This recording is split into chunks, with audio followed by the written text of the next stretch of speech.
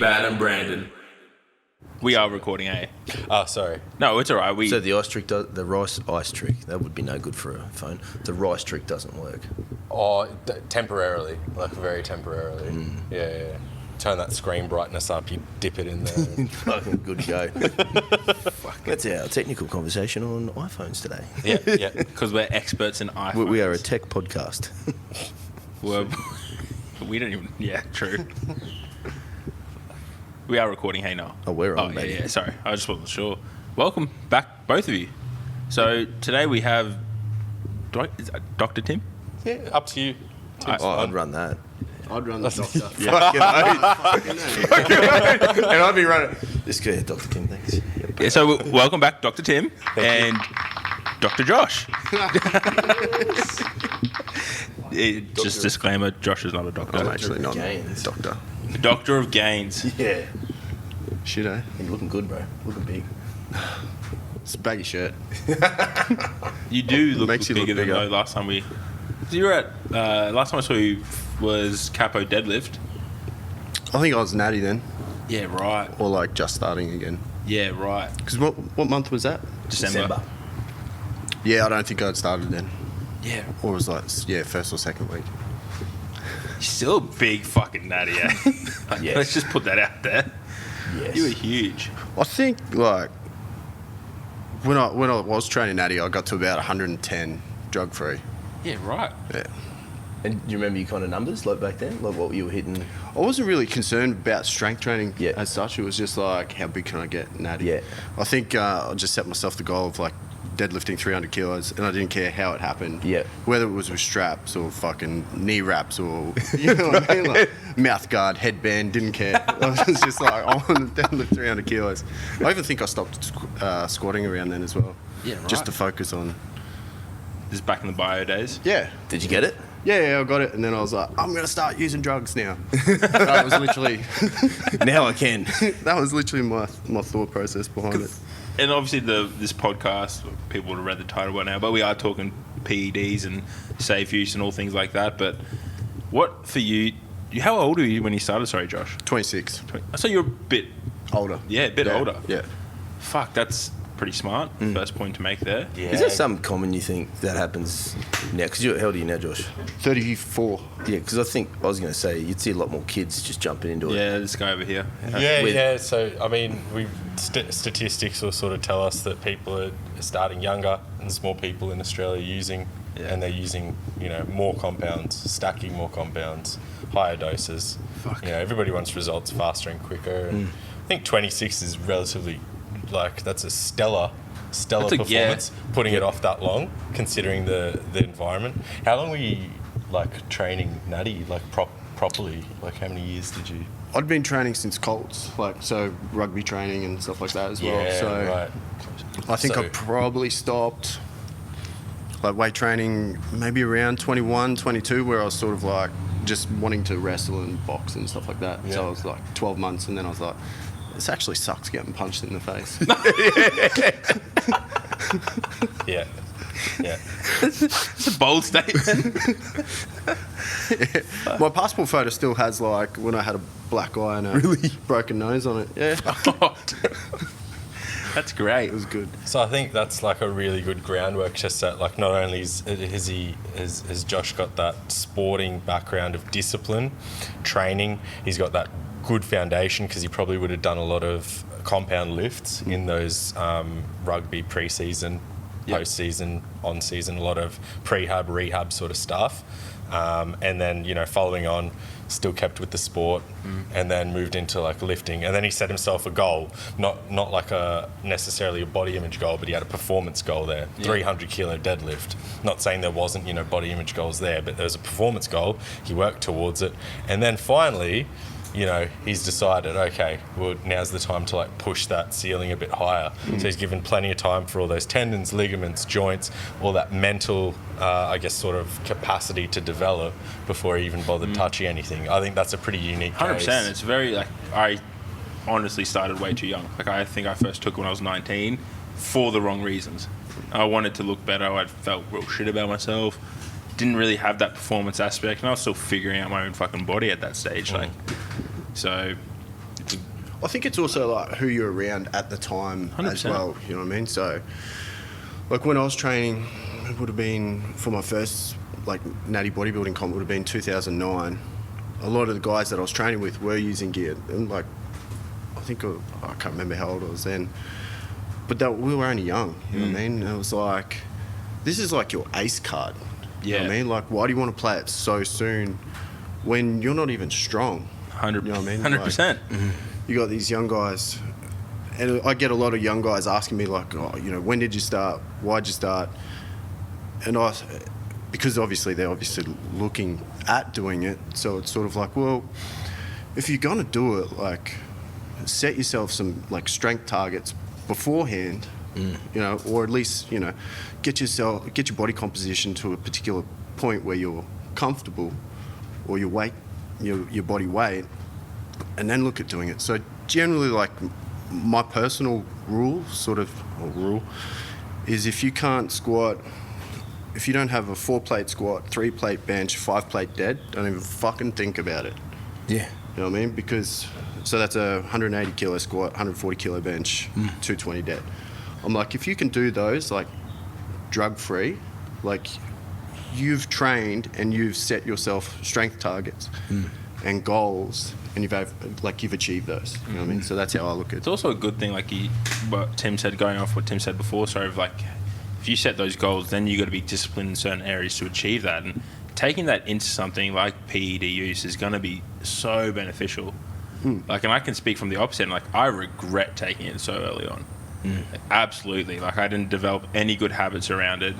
I definitely abused it later on, which we chuckle about because we've been on the other. We've all been there. Yeah. Most of us have been there. It's a crutch, isn't it? Yeah. You know, like poor diet. Well, you know, 5 bowls of ice cream. Why not? I can. You know, or you know, poor diet. I didn't train. You know, as many times as I wanted to. Doesn't matter. You know, I'm on trend. I'll still make gains. You know, like You would too.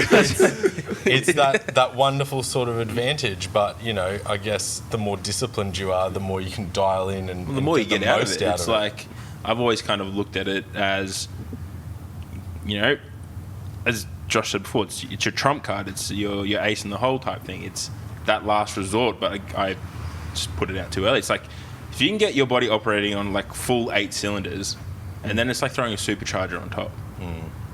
How do you reckon you get kids to listen to that, though? I think it comes from, like, we've spoken this from the last podcast with Tim, like, Yeah.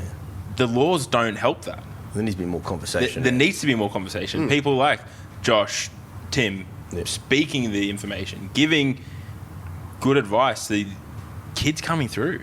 Yeah, 100%. But then there's like, you know, going off our podcast, like, I've just been thinking about it ever since. Like, nobody wants to train hard anymore. No, that's That's it. a really good point. Like, and they're all, and just going off what Tim just said, they all want fast results. Like, we spoke with Mick Galley yesterday for us. Whenever this comes out, who the fuck knows? Yeah, like that's some future shit. That, yeah. In the past, we spoke with Mick Galley, and like, But in the future, it came out. no, what? Fuck, I don't know. Yeah, you confuse the shit. But like, he was saying back when he started, there wasn't that many compounds really. It was like a bit of test, bit of Deca maybe. I think that was pretty much it. He said back in the day. Like, Yeah, early on in the piece, it was like, you know, Deca, test, D-bol. yeah. That was pretty much Yeah, it. that's all You know, it said, like, yeah. if you really wanted to be hectic, it was trend. You know what I mean? Like, But now there's so many different compounds because yes, the science has gotten better, but I feel like that's also created a lot of issues in the fact that people can get more stuff, but get, no, I wouldn't say better results, but quicker results. Well, if they've got the money, I mean, you throw in some HGH in there, you throw in insulin, probably inexpensive, but it'll give you some results. You throw in, I guess, peppies are probably what costs people the most with the least amount of result. Yeah. Because, you know, there's so much variability when you throw in IGF-1 fragments and things like that. I think, you know, you got to set, like what Josh has, a baseline and go, right, hit this, and then we'll start talking about, you know, what else we're going to do. But what if they hit that at like 21, 20? What do you say? then it's sort of like, well, you've got to test your levels and see where you're at. Because it's sort of like, if you're sitting in your 20s, like your testosterone, so your nanomoles if you're sitting in that range, why even bother? You know what I mean? Like, if you're on the low side, sweet, go for gold. You know what I mean? But it's like, I've had some guys being like in the mid-20s into the 30s. I'm like, how the fuck are you sitting there as an addict? You know what I mean? Like, are you just like a walking hard-on sort of thing? Yeah, just trying to educate them to be, maybe you don't need it now. They're on that testosterone. Yeah, The old testosteroid. Yeah, fucking. Got that tribulus. BPC. They did. They brought out that protein Yeah, powder and yeah. it had tribulus in it. Oh yeah. I remember that. Yeah. I was 16 thinking I was fucking here on we the go. good stuff. But going back to the blood work, and again, I'm not an expert, but I've spoken to a lot of people looking from strictly a performance aspect. And you talk about the range, Josh, but that range is so broad. Yeah, you got 20, I think it's 19 to 51, 19 nanomoles per litre of Yeah. testosterone per litre of blood, I think it is. So- 10's like the cut, like the start of Yeah. the range, and then it's Yeah. whatever. It's quite a wide range. But if you want someone to be performing optimally, like if they're at an 11, you know, the bottom end of the range being a 10, they're not going to get, you know, help from their doctor. They're going to be, oh, you're fine. Correct. So I think that then goes, you know, people who can understand that, like, we need to be optimally, we need you above, you know, 20 or something, whatever. I think that pushes people more than to go, well, I'm just going to do it myself. The issue, I mean, so I've had a few interviews going on for a study that I'm running with GPs as well as a few users. And what they did point out to me is that you do need an endocrinologist there to support. Like, GPs generally can't give out Right. TRT. Some of them do, but they shouldn't be doing that. It's a grey area of medicine. Yeah, It'll be a right. private Very script, good, and it'll be between you and, you know, your GP. Now, I think ethically and morally, we've got a completely other issue there. Like, if people, you know, some GPs are just there, they want to provide you the you know, what you want because you'll get it anyway. Well, they want So they're you- thinking safe practice. Harm All minimisation. about harm reduction, and you know that's some of them don't have that issue, but strictly, like, speaking, you know, from a practice perspective, you've got to go to the endo, get the levels tested, and endocrinologists sort of, you know, they're a specialty field. They don't like being told what to do or what they can and cannot prescribe, and that's the general sort of gist that I've understood from doing that sort of work with that community. And I think, you know, there's some difficulty overcoming things there. They're not interested unless you're a man and you want to get pregnant, sort of thing. They're not interested in performance benefits and things like that. So I think really down the track, I want to do some work with that community and see why there's that resistance and stigma there. In terms of GPs, you know, we've shifted that stigma over the last probably decade, especially, where they're willing to, you know, monitor PED users now, guys that are using steroids, things like that. They're happy to monitor bloods and maybe prescribe some of those anti-estrogenic compounds, things like that, PCT compounds. But it's all about, I guess, building that relationship on both sides, isn't it? And keeping those harms down. But I mean, at the end of the day, you sort of, the issue there is that you know, left to black market sort of. Yeah. So you still got that problem, eh? Yeah, a little bit, and it's going to be a work, you know, sort of working thing over the If next few they years. get referred to an endocrinologist, does the endocrinologist then do another blood test or a more thorough blood test? It's normally, I've heard 2 to 3 sort of further tests at different right. times of the day.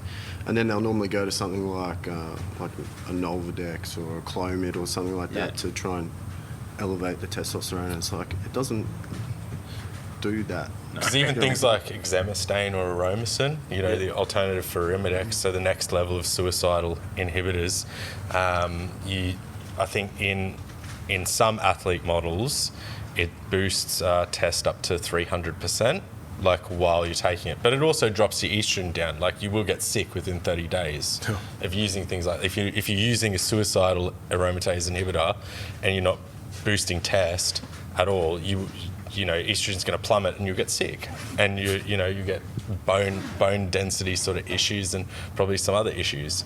So, you know, prescribing somebody something like that isn't, you know, prescribing clomiphene has other issues that it's going to, you know, I think you really need to look at the person's goals. Because then you And go from Then you there. kind of get stuck in the notion of solving drug problems with more drugs, Yeah. which is never the answer, my belief. You take drugs to fix a drug problem. Can you just on that? Can you explain what the suicidal? Yeah. What was Aromatase. Yeah, Aromatase. aromatase. So- Just for people that are listening Yeah, as well. sure, Just because so- they'll be like, "What the fuck is that?" Like, So generally there's they're sort of classed as PCT drugs, but So what happens? Post-cycle therapy for those listening. Sorry, post-cycle therapy. So as you take We're all not doctors testosterone, Yeah, go on, mate. as you take testosterone, obviously your test will go up, but your estrogen will go up as well. And the primary mechanism through which that happens is aromatase. I guess aromatizing to estrogen. So I think it also goes through sex hormone binding globulin and also takes another way that way. But essentially what these drugs do, aromatase inhibitors, is block that enzyme. So they stop you from having side effects like gynecomastia, like bitch tits, like water retention, hair loss, like all those sorts of things. Acne might be stopped a little because you might get that decretion of sebum excretion. And basically, I guess one important point is when you're using drugs like that, like you might pick Arimidex is probably a pretty common one. Now, people just sort of say, oh, you're on 500 milligrams of test every week. Let's say test and Tait. They say, okay, take 0.25 Arimidex every other day. And everybody just goes, okay, right. So what we also need to consider is what's the half-life of Arimidex? Like what's happening with our estrogen, testosterone levels? Is that too much? Is that too little? Where'd they get that information from? Benefits of having bloods done is that you can sort of monitor things like that more closely, or choose to decrease and start to manipulate those doses because you don't want your estrogen to get too low unless perhaps you're going into a show and you want to look real dry.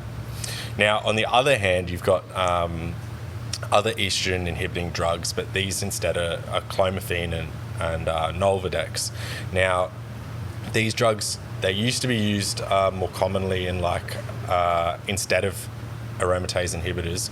Now they're sort of switching. I've noticed people use them more for post-cycle therapy alongside HCG, human chorionic gonadotropin. So generally, after you finish, say, a cycle of test and Tait or something, You can see why they call it HCG. It's like Yeah. trying to pronounce that. I'm like A lot of big fucking words. CG. So they'll generally run those for about 4 weeks or 6 weeks, sometimes 8 weeks, depending on how you want to taper those doses. And what they do, clomiphene in particular, will restart that production of luteinizing hormone in the Leydig cells of the testes, and start to what you really want to do is restart that hypopituitary thalamic axis, or your HPTA. But that's obviously located deep inside your brain. Yep. So restarting all these processes is, I guess, arduous, and that's why some people opt for blast and cruise sort of regimes, or they just want to blast, or they just want to cruise because, well, what's the point of stop start? Because when you That's really me just putting my hand up, by the way. yeah, well, when you really just want to start, you want to hammer that and let's go. Like, give a good dose of HCG, restart everything, give a good dose of clomiphene, and really, I guess, if you're doing that stop start sort of thing, it could cause, I guess some people have figured out that it could cause more harm than good. You know what I mean?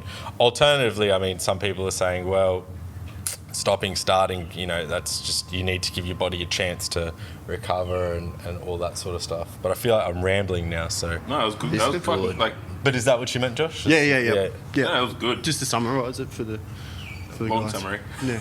A very nice summary, though.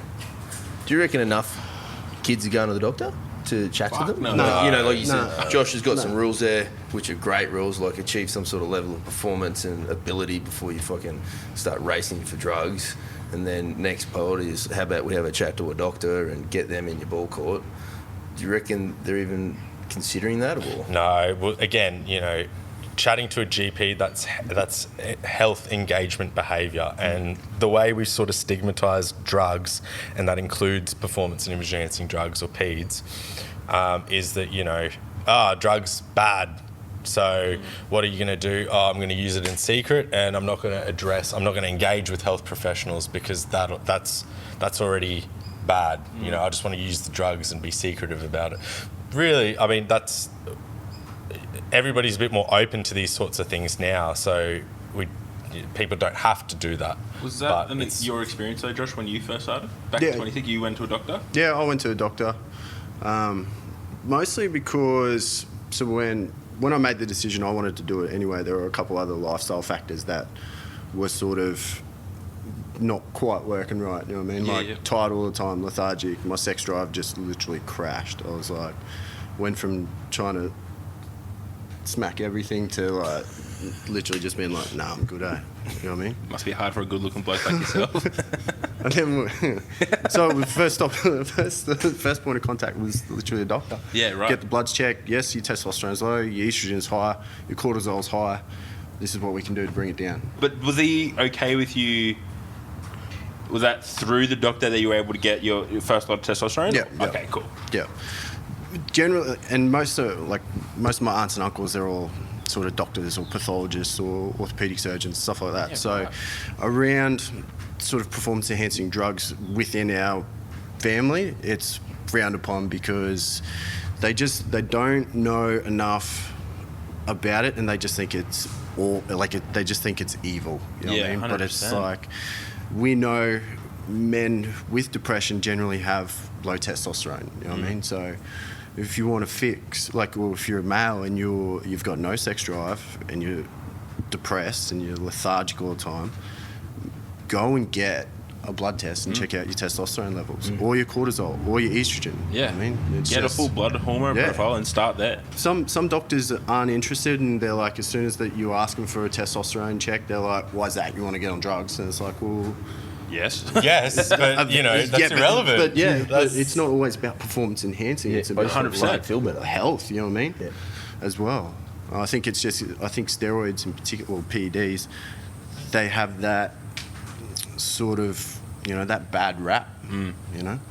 And like, to a point you can understand it, and we've spoken about this on your podcast, like they just got tied in with, you know, the drug fueled or alcohol fueled riots out some nights or whatever, but there was always other factors involved. Like, you can't just like, it was because of the fucking So just to steroids. reiterate, so myself and Matt Dunn down in Melbourne, we're doing a systematic review looking at the last 50 years of research on steroids and violence. So in terms of the factors, I mean, going through every paper, reading it and sort of vetting all the information, but what I can tell you so far is that at least from one of my own studies, young men in Australia at least, they're not violent when they're using testosterone and other sort of anabolic androgenic steroids. It's when you throw in other factors. So there's got to be polydrug use present, like alcohol, as well as other recreational drugs like amphetamines or MDMA. And there's also generally got to be peers around, like other peer groups to sort of influence that behaviour. It's generally, you know, in a nightlife setting. People aren't, you know, on steroids going to the gym and then punching somebody out on the street, you know. They're just, I had a great workout. Ooh, booze. But everyone's very gotcha. Everyone's very happy and very quick to heap shit on You it. just- Say, nah, he's just nothing, fucking like- steroid rage. Yeah, like nothing really bothers you that much. You know what I mean? Like, and this is from my own personal experience, like I noticed, so I stopped using in March last year when I was just like, fucking can't be bothered. I'm like, my legs are sore, my glutes are sore, I don't like pinning my shoulders, I've had enough, I just want a break. And I noticed I was more agitated and grumpier during that period where I was off than when I was on just like 1 meal a week. You know what I mean? So is that because it's low. Yeah. Literally, it was 7 in July and then 3 by November or December or something like that.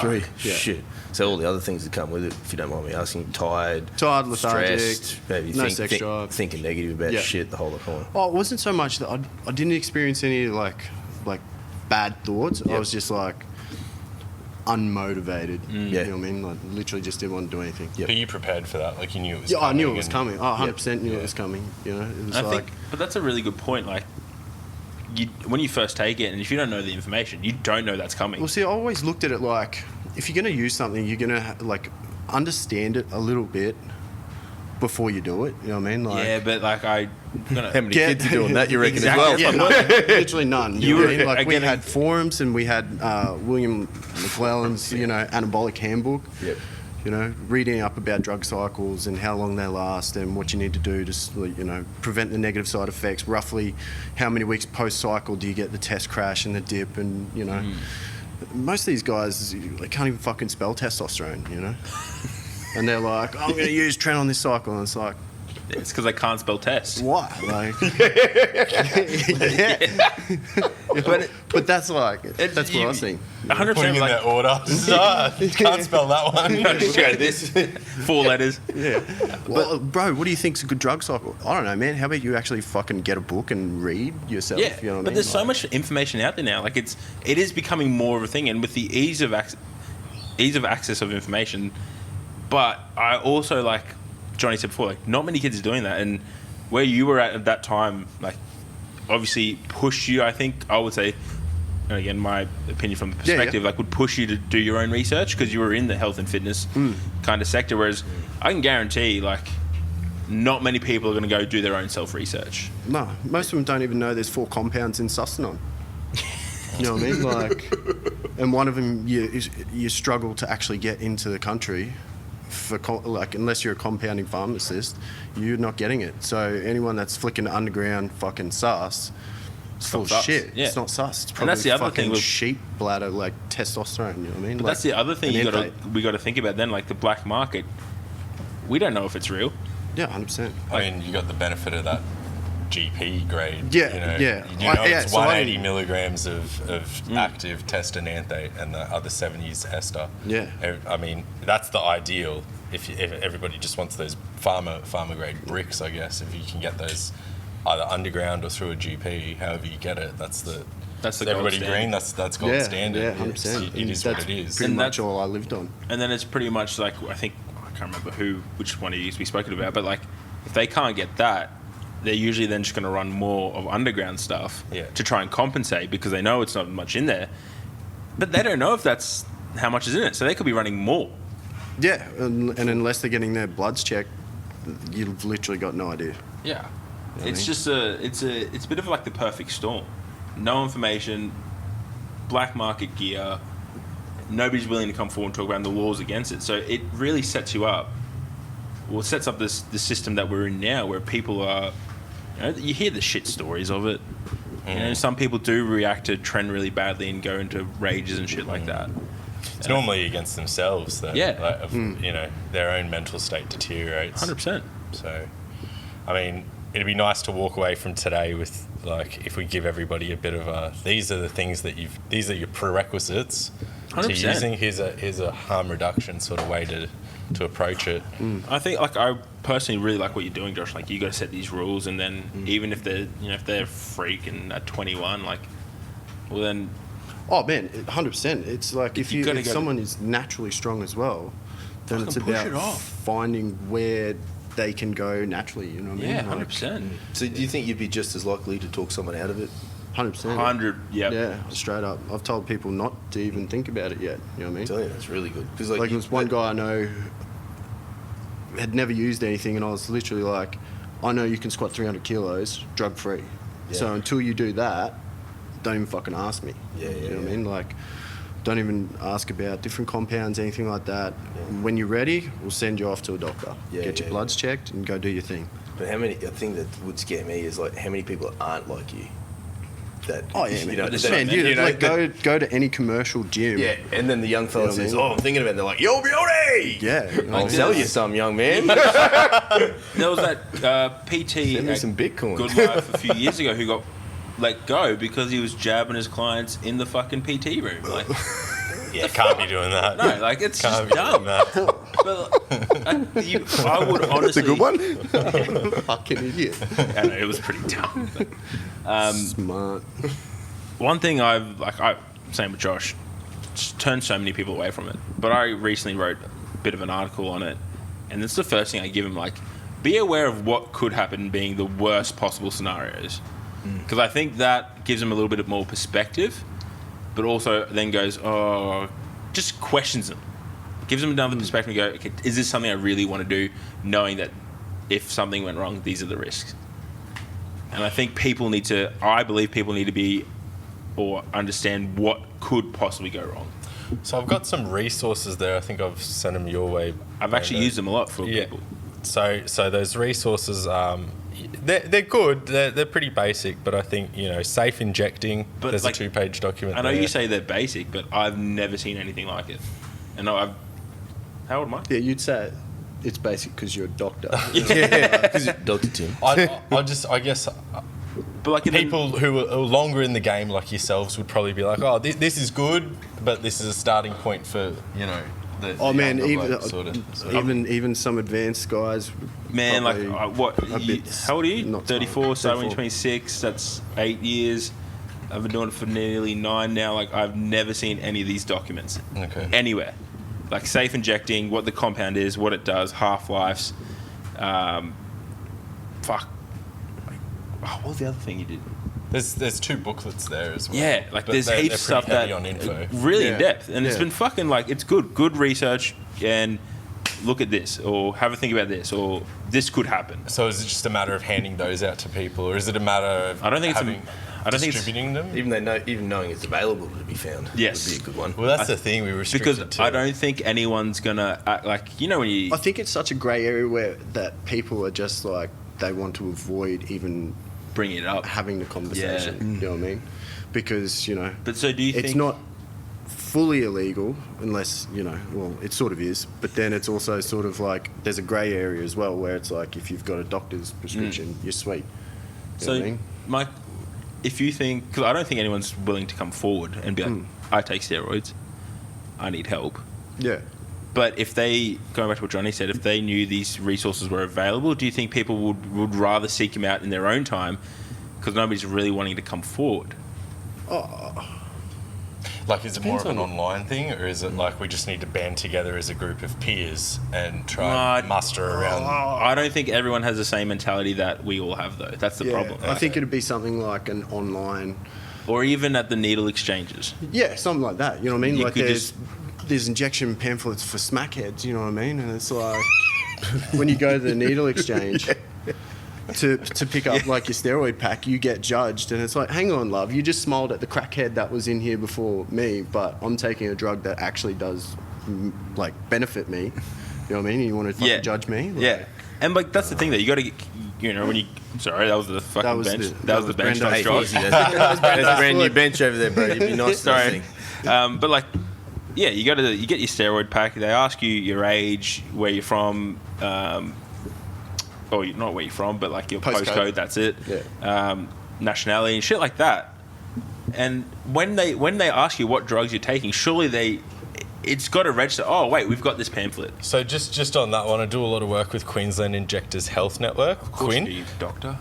So Quinn, I highly recommend that service. There's one at Southport, Burleigh, there's one at Bowen Hills, and there's one at, I believe... Roma Street, conveniently That's located. Biala. That's Biala. That's a different service. one. Okay. Bro, I got so the first time I don't want to talk about it. I'm saying Quinn's good. That's all I'm going to say. Okay. First time I went to Biala, I was shitting myself. I didn't have no idea. Also, it's right next to a fucking Right cop next to the station. headquarters. Yeah. Anyway. And then I've walked in, and there is the most jacked human I've ever seen on and for anyone that's been there, it is a small fucking office, whatever you want to call it. I walked in and there was a jacked dude on one side and this fucking ice addict on the other side, and I'm just 19-year-old skinny Brando, be like, where the fuck am I? It was intimidating. Crossroads of the world. Yeah. What an exchange. Pun intended. I think... Well, that would be good, like you said, like a handbook or something. So that's handed out. Quinn, I know Quinn hands out those resources in their steroid packs. I know they also don't cap your limits on.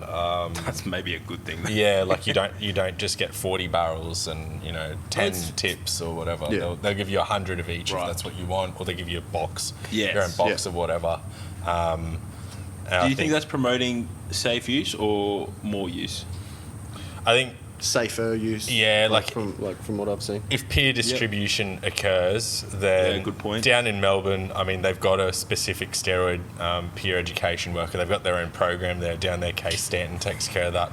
I'd like to have something here up in Queensland, and I'm working towards it, where, you know, we have peers distributing information. I think is more important, but then some sort of, you know, certification or, I guess, government approval where we can have peers, you know, with needles in their car or whatever, for the reason that they're distributing those. And, you know, it's a safely. government-led initiative, or, you know, ties in with, you know, academics at universities, and there's some research behind it. But I think the biggest part is you go into the NSP, there's that contact, right? You've got an ability to talk to somebody. NSP. Sorry, needle service provider, any needle exchange. There's that chance that you've got to talk to somebody like, oh, is everything okay? Like, are you doing all right? And you can say yes or no, or you can open up about your issues. It's probably not the best place, but at It least opens there's the conversation. at least there's somewhere there. Like, if you don't have mates, or if you don't have a good community around you where you can say, oh, guys, I'm not doing so well, then it opens that conversation up. But those resources that they've got at Quinn, you know, aren't everywhere, like the ones that I sort of gave to you. And, you know, do we start putting them in gyms? Like, no, not commercial gyms won't have a bar of Fuck it. no. Do we give them to, you know, established strength coaches and hope that they... But that opens up another thing. Like, how many strength coaches are going to be open enough to be like, fuck yeah, blasting crews, or apart from... Probably not many. You know what I mean? Say not me. I said not many. Oh, not many. I was Yeah. like, you just were like, Nah, I don't reckon too many would be. No, that's the thing. Because they probably have this preconceived idea that it's probably going to affect their reputation, or and then that it's bad. Yeah, or, you know, hurt their business somehow. But it's sort of like, the reality of the situation is, if your strength coach is 120 kilos walking around 10% body fat, they're fucking using drugs. Yeah. Do you know what I mean? Like, Not many of those genetic Chicken and salad 1%ers didn't out. build that. yeah, you know what I mean? Like, if they're, No more if they're home- than chicken, 135 so- kilos and they got abs, they're on drugs. He's got some You know what I mean? assistance. Like, come on. Oh, fuck. So where do you guys think we go from here? Is it, you know, do we put in more resources? What change would you like to see? I'll pose the question first to Josh. I think some of it's in motion already. You know what I mean? With GPs particularly starting to sit up and take more interest in Yep. it, whether that be through creams or the tablets, and probably a little bit more like education with some doctors themselves about the benefits of testosterone. You know, it's not always about just getting fucking jacked and strong. You know what I mean? Some guys would benefit from testosterone, even a low dose cream or a low dose tablet. You know what I mean? Something like that. 100%. So I think that's slowly coming around. You know what I mean? Endo's majority that I've heard about are just straight up nah. You know what I mean? Like, very rarely do you ever get a prescription from an endo for testosterone. Right. There's about 1,000 hoops you have to jump through. So Oh. Tim? I mean, you pretty much said most of it. Yeah, no, I agree with Josh. I think, you know, also I do run some trainings for GPs in the areas, and they're definitely starting to get a bit more on board with this sort of stuff. I think, you know, what Josh said about having some performance goals is really good. And then, of course, you know, maybe having some other ideas, like, you know, a coach that takes somebody through and says, look, this is how you're going to be feeling while you're on. This is going to be, you know, what happens afterwards. And maybe some examples of some, you know, cycles that you might run, or some ways that you might blast and cruise. I feel like the big thing people need to really be aware of is just start small. yeah. Don't So fucking what's rush. small? Like, give people, like, give them numbers. It 1 literally mil just test a week. just 1 mil testosterone a week. Test and Tait. So 250 meg a week. You know what I mean? Like, even with that, you probably won't even need an estrogen blocker. You know what I mean? Okay. It shouldn't trigger that response where someone then needs to get Arimidex or letrozole. You know what I mean? So it's. Yeah. But you only know that if you're getting your blood work done every 6 weeks as well. You know. And that's so. a big thing as well. How many kids would you find would go, oh, yep, one, feeling good? And then, what if I did another one? Man, and then started. what they don't understand is it's the law of diminishing returns as well. You know what I mean? And you ask some kids, do you know what that is? And they're like, what? You know what I mean? So the more you use isn't necessarily the best. Because I've done some hectic drug cycles and felt like absolute shit using them. You know what I mean? It's like the one circumstance where more is not more. Yeah. Less is best. Yeah. And like, I think a lot of it, I remember watching R.I.P. Rich Piana, and he was talking about his fucking first ever cycle, and it was like 2 mil a test, 2 mil a deco, 2 mil something. I'm like, cunt, that's no one's first cycle. Nah. That is literally 6 mil over 1,000 mgs. Like, Straight off the bat. nobody. Man, Nobody. Where do you go from that if you're already on that? That's when you start adding other shit in there, like And that's the when it gets peptides, dangerous. the growth hormones, the insulin, and stuff like that. And it's just like, what people I think need to work out is whether they need to do it or not. You know what I mean? Yeah. It's sort of like, all right, if you're a 100-kilo dude who can't even, bench 80 to 100 kilos, it's sort of like, man, don't even consider it until you're at least benching at least your body weight. You know what I mean? Or, so there's got to be that sort of thought process, I think, with a lot of like younger trainers as well, or like lifters or whatever. It's sort of like, unless you are sort of naturally strong, like why even go down that path? 100%. You know what I mean? I think until you've built that You pretty so much that just- training history. You need to get your house in order first. Yeah.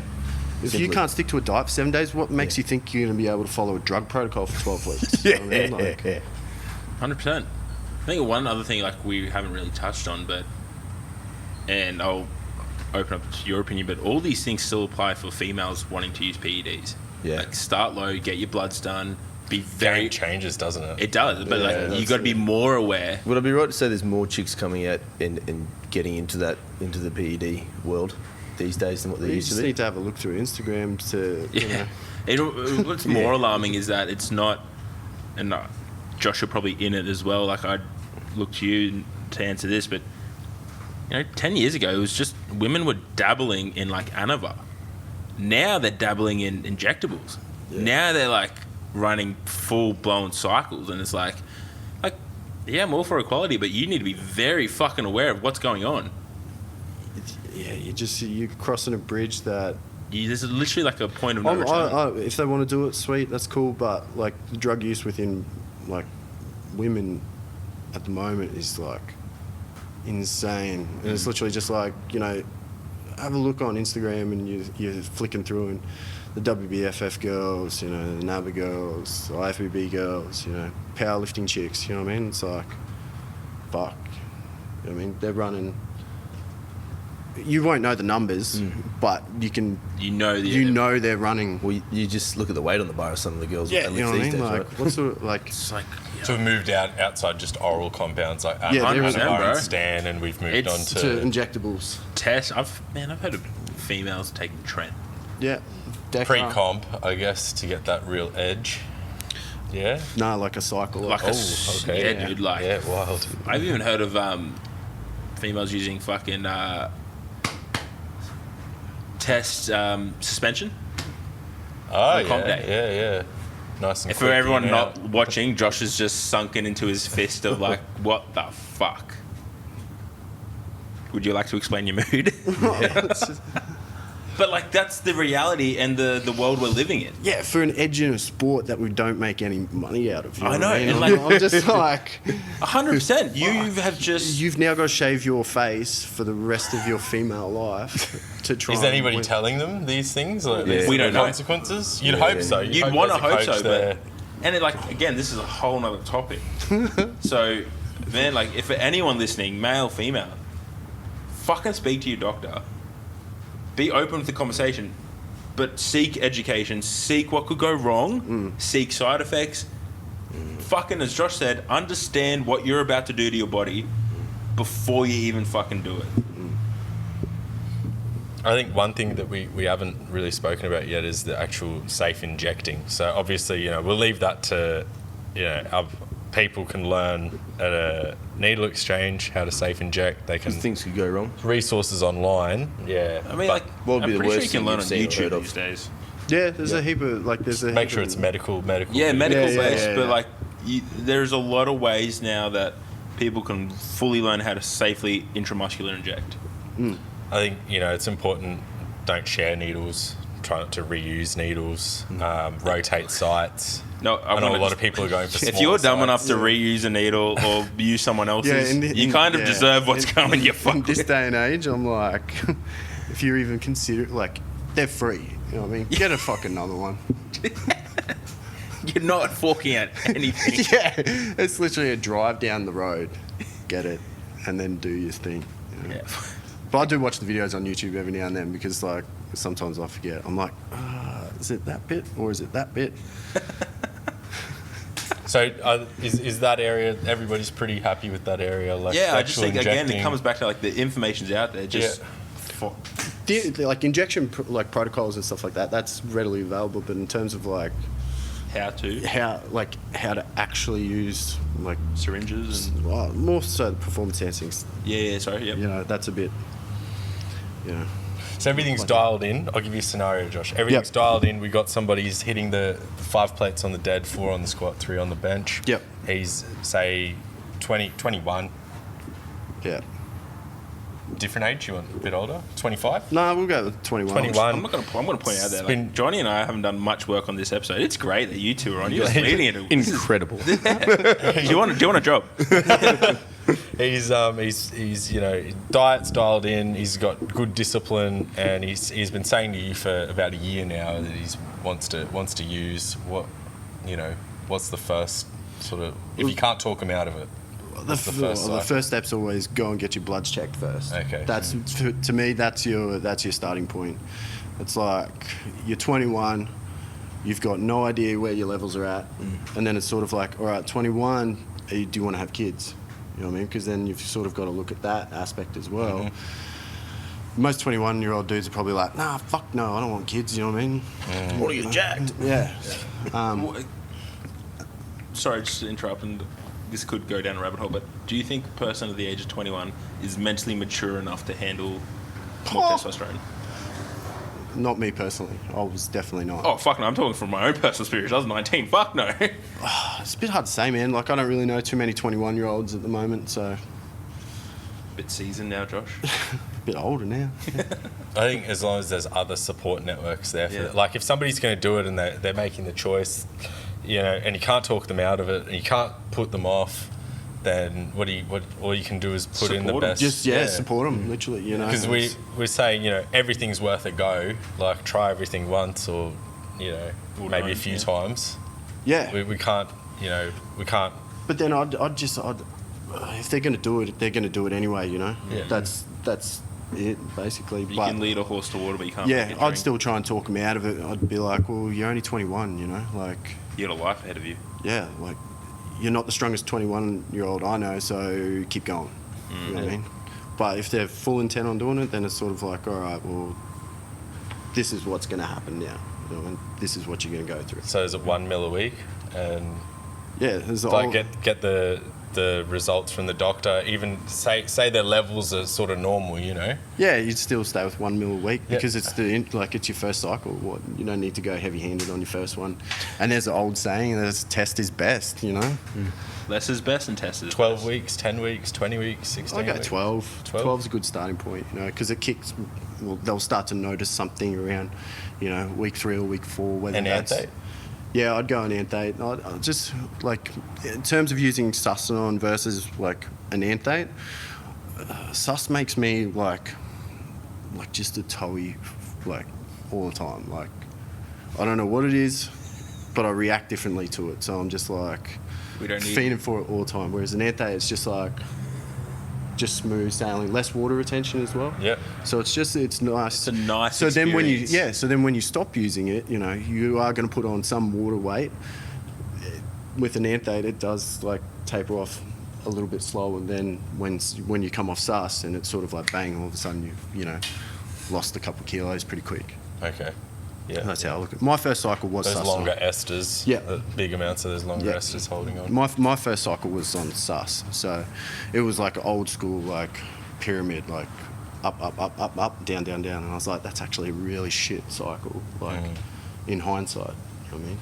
So after the 12 weeks, then do they just Clomid, Nova? Yeah, it depends, like, you know, if they're going to stop. Blood work. Yeah, blood work. If you want to, and see, I was of the school thought, well, I'm not going to do PCT because I never wanted to. Me personally, I always stayed on. It was blast and cruise. So it'd be a meal a week in between cycles, and then whatever I wanted to do for that particular cycle after that comp. If you're going to come off, it's normally, I don't know how much like science there is behind it, but it was like, you know, time on equals time off. So if you're on for 12, you're off for 12. You know, then it depends on who was writing your PCT, whether you ran HCG for, you know, a couple of weeks, or you did Clomid or Nova, or it just depends on what the protocol was. I think from memory, my first PCT cycle was, it would have been maybe 500 IU of HCG 3 times a week for about 2 weeks, and then Clomid was tapered down. I think it started around 150 meg a day, then it went down to 150, 50, and then done 4 weeks of that. Yeah. Do you guys think PCT is important? Again, it depends on... Because there's more, like, speaking with Broderick Chavez, like, he's just against it. Where do you sit with that? Because the way he explains it is your levels don't really start to, like, depending on what compounds you run. Yeah. Your levels don't really start to drop until that 4 to 6 week mark after your final injection. Yeah. So why are we spending all this money, time, and effort implementing all these protocols straight after that injection? Oh, it's normally, like, I think that first protocol that I had was about 2 weeks post-injection. Yeah, right, okay. So it Waiting wasn't for like... those half-lives of Yeah, test. yeah. Okay. But it was sus, so it was out. Oh, the first sorry. cycle was sus, so it was out faster. Right. So that's why it started the 2 weeks out. But I don't Would know, you man. agree Like, at running that PCT then just that 6 week mark? Start bringing up the natural levels? I think I have pretty much every cycle I've ever run. Well, from 2013 to about 2018, I had on a spreadsheet, and It's a beautiful spreadsheet, that is. it's huge. Yeah, I was going to It's say, that'd be a huge. Bible to some people.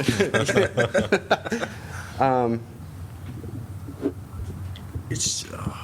I just lost my train of thought. Yeah, it was a good joke I made, sorry. But yeah, you had a spreadsheet, Yeah. With all the protocols 2013. on it and Oh, stuff. so yeah, you were talking about the PCT. Just, I never did it. You know what I mean? Like, Yeah. I did one, and then I was like, I don't want to do it again, sort of thing. You know, where some of the doctors come from is, you know, use HCG to bring your balls back online and get everything working properly. I was sort of the opinion at the time that I didn't want to have kids. Yeah. You know what I mean? And at the time that my ex fell pregnant with my daughter, I think I was on about 1.5 grams of test at the time. Yeah. Or coming off the tail end of a prep anyway. Yeah. And I was just like, how the fuck did this happen? You know what I mean? Like, wouldn't change it now, but 100%. I just, like, I've never taken PCT. Never used it. I've never really had... The first time it came off was a bit rough, but I think once I understood what was going on, I could actually prepare for Yeah. it. But also, I don't want my balls to come back. They just get in the way.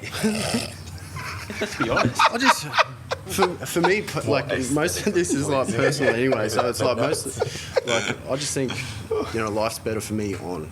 You know what I mean? So Well, again, you got naturally low fucking testosterone. yeah, so it's just like, you know, you got a bit more like spring in your step sort of thing. You're always going to have your tired days and your not so tired days, but overall, it's like 100%. feel better, you know.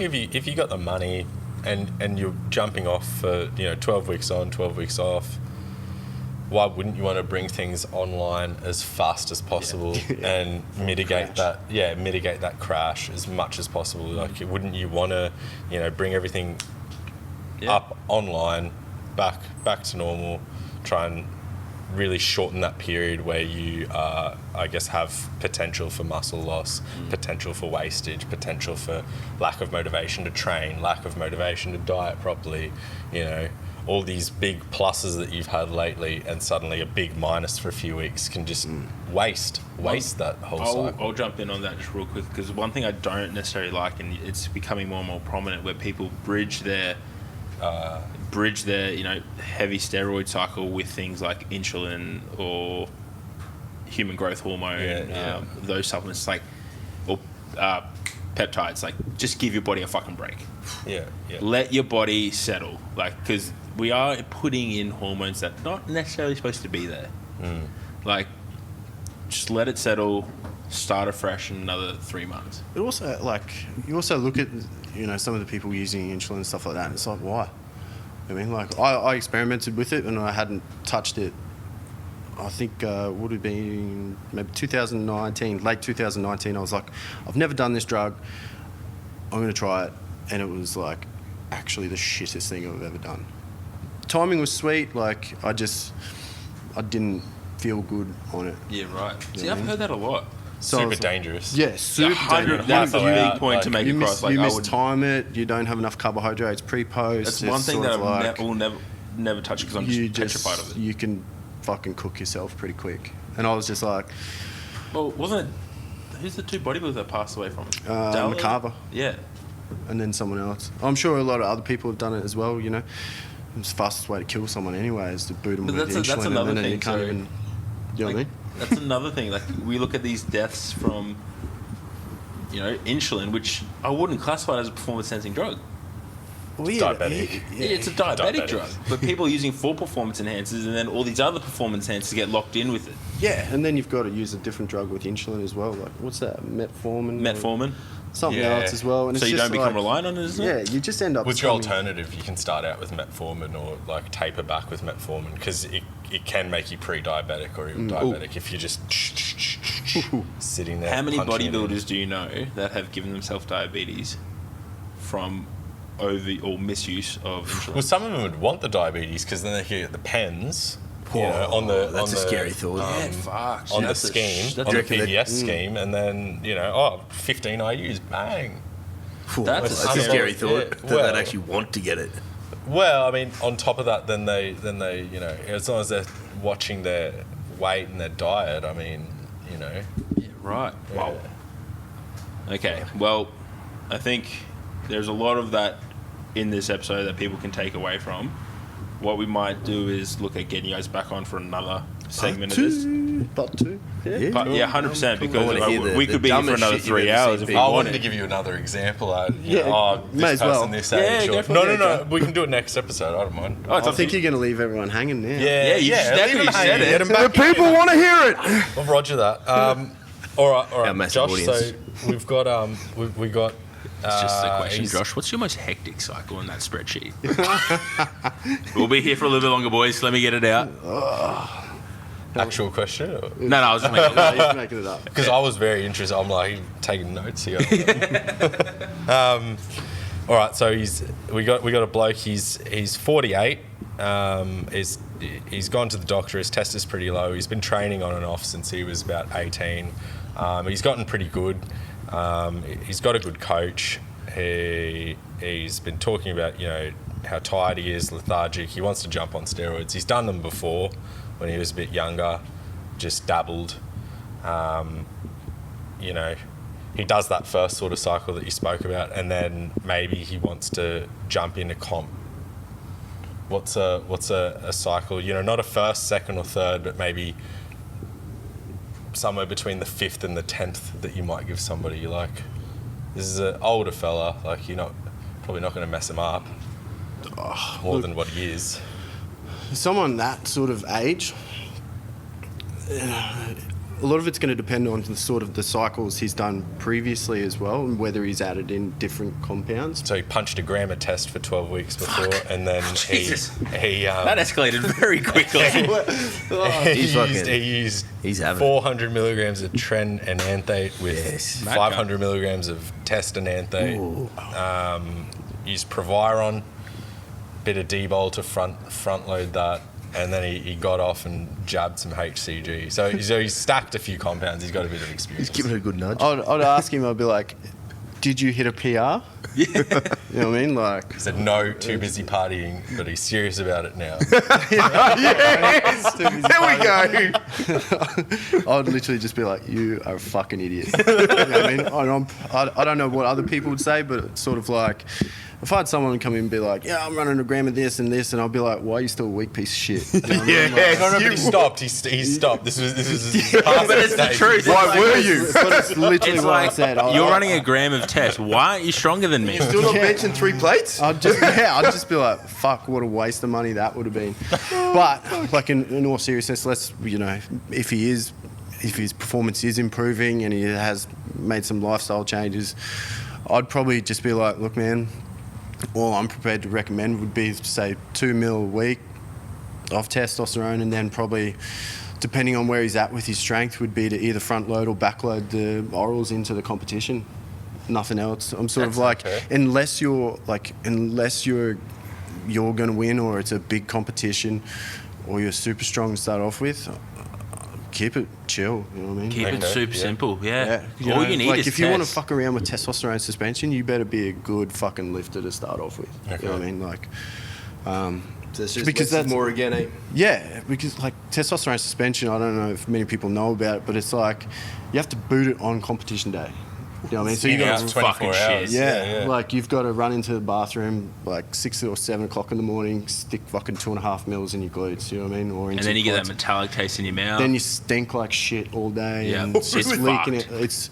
It's good. Like, you know, I used it at Pro Raw 2017, but it's literally just like you have the injection, and then it's like, holy fuck, like it smells like you've been like you're a battery. You know what I mean? It's just that. Like, Fucking Jesus. it's yeah, fucked. it's just And test suspension, that's a water-based. water-based. Yeah, so that's so going to it's, hurt. It fucking... it's not until the next day, and then Yeah, you're 'cause like, you're like moving all day, and then you got this fucking just move. lump in your glutes. so then you're sore from doing a fucking comp, and then you've also got a corked leg, or your fucking glutes are like killing. You know what I mean? Because I Also, don't just touch our my shits and shoulders. Did you ever have problems injecting trend? Oh, the worst one I had. Now we're getting to the good stuff. The worst one was like, I was like, oh, I went home, put the aircon on. I was like, this would have been 2013. Yeah, right. I was like, all right, sweet, we're going to do this. Put the fan on, aircon on, stripped down to my jocks because I was like, I just, you know, and the funny feelings that you get. And I was like, oh, sweet. Did pin my quad, and then about halfway through, it was like, and I don't know if many people have tried it, but if you've ever pulled a cone as well, you know what I mean? Like a bong. That's literally the start of the onset. It's sort of like you've pulled it too hard and it's going to burn the fuck out of your throat. And you're like, No, I was just... So you You're hit, like- you hit a vein? You veined it. well, I don't know if I veined it or it was just because there was no blood post injection. Yeah. But it's like halfway through and it's like I'm wheezing. I'm like, Oh, it's the holy scariest shit. fucking Yeah. thing. So I'm like rushing to then get the rest in, and then my like gooch starts getting like it was on fire, and then That's my a vein. armpits That's a were vein.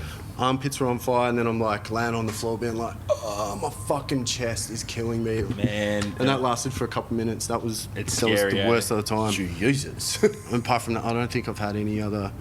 I've had spurts. I've had, you know.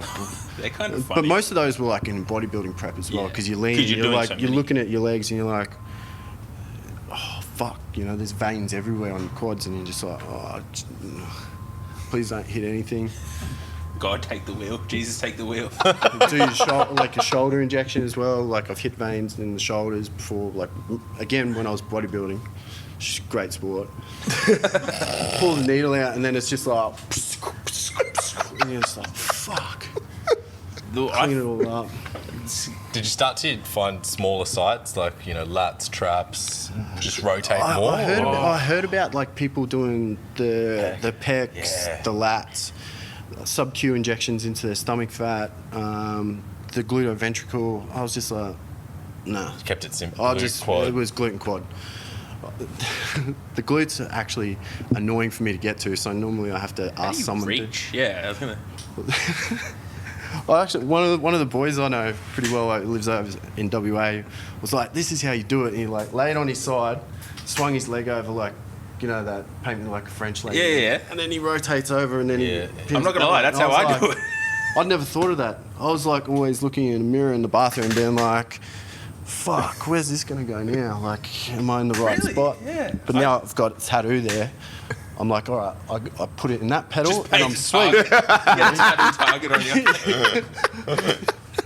Excellent. Excellent. You know what I mean? And then it's just a sweet spot every time. Fuck. Tattooing safe injecting zones like on your body. That's clever. That would promote safe use. I mean, just ideas. It's right? a weird tattoo to get, but Yeah. Could just be a bullseye and someone's like, oh, look, I'm really good at darts. fuck. All right. We got 10 new questions. I don't know. Wait, are they new for Josh? What makes you unique, Josh? Yeah, I've had that one. Or we'll give you another 10. Yeah, I'll give you another 10. I've Yeah. got something. All right. So, Tim. what Oh makes you no, unique? I suck How long at ago these. Tim on here? I suck at these. It's going to be great. Did you have start. 30 seconds to tell the world what you think? Yeah. All right, here we go. Let's know. Now we got the one. Oh. Now I really hope I know the outcome I want to happen on this first question, but we'll just see I how don't this know what plays question out. is, sorry. Sounds I'm like- just curious about how Josh will take it and what he'll do with it. But Okay. I think you're going to know what I want to happen. Tim, can you fit your fist in your mouth or your fuck. fist in Brandon's mouth? And no, I definitely can't fit in mine, I've but got a massive mouth. Would you like to have a turn at Brandon's mouth? I have a bad gag reflex. we can do this one later. Okay. After everything's off. Well, I'll let you pick this 10. Turn the lights down, you know.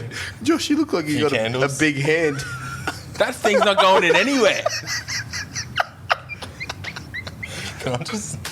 Yeah, wow. Sledgehammers. That is wild. Brandon, open it up, buddy. I don't even know if that would... 2 feet. You gotta scoop it. Yeah, just scoop it. Touch that gang. Oh dear. Whew. Would you like a turn, Josh? No, No, okay, pass. Thank you. Oh, My doors. Fuck, that could have been good. What's I your can biggest pass regret? these. No. You can't. What's your biggest regret? I think everything contributes to there's definitely some things I hate, but it's all brought me here. So yeah, No regrets. No rag. with an A, yeah, no rag. Regrets. Josh. No comment. You're just leaving me out here to cry, bro. Who is the most attractive person in the world? I think you're pretty good looking, John. Ooh, thank you, Tim. Then again, Josh might have you. I don't know. Josh, there is some male model photos that have surfaced. Yeah, they get rehashed every fucking year. Who's the most attractive person in the world, Josh? You know who I love? Who? Is that Gal Gadot chick. Oh, 100%. Bro. She is stunning. Who's this? Show me after. Wonder Woman. Wonder Woman. Yeah, bro. Yeah. Oh, Show me after this. yes. Damn, just send me some photos later if you could, thanks. Yeah, she was in the military.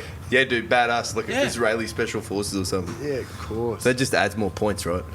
Yeah. Stop looking at me and break your arm, boy. Where will you be / doing 10 years from now, Tim? Hopefully, much similar. Working in the same area. Yep. Hopefully, got a good position. Maybe professor. Yeah. Professor at a uni. Oh, fucking Professor Tim. Oh, listen to the That smart rolls well. kids. What do you reckon, Josh? Where are you going to be? I What don't are you even doing? know what I'm doing next week yet. I like that. He's just no comment on all of this. What day's your bin day? I don't even know. Ooh. Do you live in apartments? Yeah, no. Yeah, So okay. we got the big skips the big out the bin. front. Yeah, we got one of those, So- like, with our townhousey thing, where it's like you just take your shit into the big bin, Oh, that's the best type and then of it's bin. like emptied at the end of the You week. don't have to think literally. about it. You don't have to pull it out either. I remember my last place was a Tuesday, though. Yeah, I'm I'm on a pretty Tuesday. sure the trucks are Tuesday. I could be wrong though. Yep. Yeah. No, that's interesting. Fascinating. Yeah. If What you do could they do for the rest of squat or deadlift for the rest of your life, only one. Which one you picking? Busted my back deadlifting last year, but I'm finally back into it, and Yep. I'm quite liking it. I'll Not keep big that. numbers, but it feels good, so I'll stick with that. Squats, fuck deadlifts. Yes. What are you most thankful for? For my mum, probably. Yeah. That was adorable. Gold star. Yeah. Josh, shout what are out to you Mumsy. most thankful for? I answered that one last time. It was my daughter. It's not changing. I'll lock that answer in again. What's on your bucket list? Haven't skydived yet. Phew, you do it? Maybe. I reckon I'm pretty scared of heights. So yeah. Fuck. A long way up. Or even bungee jump. Ooh, Do a bungee. it's even. Nah, not a fucking chance. Skydiving? Nah. Oh, I don't know if I'd do it. Like, even giant drop scares me, you know what I mean? Like, you been get on up it? there and you're like, oh. Have you been on it? Yeah. Oof, I haven't Have you done not that. even to the one, that movie, the Batwing space shot where it just fucking shoots you up? No, not yet. Nah. But I nearly actually shot myself. So I don't find things like that fun. You know what I mean? No, it's Like, not. It's fucking scary. yeah, but you sort of feel like, oh, I've got to tick that one off, you know? Do you? No. Society tells me that I do. I don't have that box. No. I'm more like I like scuba diving and snorkeling and shit. Haven't done that yet. That's fun. Well, can I change my answer to that? You may. Yeah. Excellent. Sounds safer. So you can die. It's scuba. quiet though. Like no one's fucking talking to you. It You know is what I mean? glorious Like, down there. No phones, nothing. It's just chill. What did you want to be when you were younger? I think at one stage, clown. Did you? Yeah, maybe when I was like 3, I think. Fuck, there was that'd be a this- career. yeah. I know a guy. Oh, who was a well, I'm clown. here. I'm doing it. There's nothing. Well, you've done it. Here I am. What do you want to be, Josh? You can say anything. I wanted to be a hitman Yeah. after watching The Jackal. Oh, yeah. Oh, kid, Bruce yeah, Willis. Bruce That is Willis. such a good movie. It was that was literally. How do we do it? But you know when you're like you're a kid and you have to write the shit down like what Yep. you want to be when you grow up. It's like fireman or cop or something like that. Yeah. Hitman. Yeah, I would always put the generic, doctor or fucking whatever to make mum and dad happy. But in the back of my mind, I was like, fuck, I'd love to be a hitman. You know what I mean? Like travel the world, Yeah. zip suits, and just like fucking shoot someone. Yeah. It's like they're obviously a really bad person to. But, I don't want to shoot anyone. It's just like, it seems like a fun life. Fucking, that's a great answer. What was your greatest fear, Tim? Now, Josh. Man, that's a tough one. So, let's put heights for now. Heights, yeah. Death, straight up. Yeah, good one. Death. Not a fan. No, actually, no. I'm not for it either. Sorry to put a depth on everyone's mood. And then that's 10. That's 10. We did it. Oh, that was a good 10. I forgot those It questions. was a massive 10. We'll just talk about you guys. Yeah. Oh. You guys are fucking 10s. Stop it. But thank you so much for giving up your Saturday hour to talk about this. We'll definitely have to get you back on because this topic's so big we could be going for ages. Thanks, guys. No worries. Where can people find you? Email is probably best. What's your email? Oh, And the email is. sorry. So, first name, last name, Timothy.Piatkowski, You could Piatkowski. just put Timothy P. I can't change it. It's the QT email. Right. I'll put it in the show notes because Yeah, because anyone's just going to slow this down to speed of 0.5 and just Timothy. Tatey? Depending on what for. OnlyFans? Fans only? Nah, I've done that years ago before it was popular.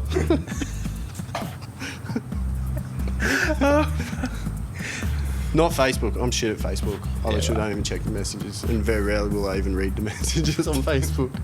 Instagram's sweet. It's just my name, Josh Tait. Cool. We'll put it in the show notes. Thanks, lads. Done.